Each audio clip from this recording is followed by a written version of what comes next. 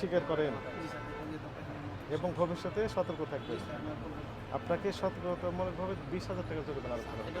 কথা বললে আমরা বাড়িয়ে দেবো। আমার নাম জলিল ভূঁইয়া, আমি বয়স 80 বছর। হ্যাঁ হ্যাঁ আমি একজন মুক্তিযোদ্ধা।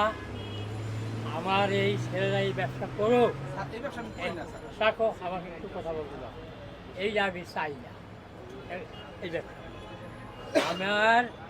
আমি একজন আইন মান্যকারী লোক, আইন মান্য করে এই দেশে চলে না, যার জন্য কি হইল এইজন্য আপনি আমি বেআইনিভাবে চলছেন। দেখবে না, আমি বেআইন যাই না।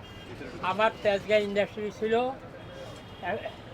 উত্তরাতে ইন্ডাস্ট্রি ছিল, সব ধ্বংস হয়ে গেছে ডিউ টু কজ বেআইনির সাথে আমি মিলতে পারি না। আমার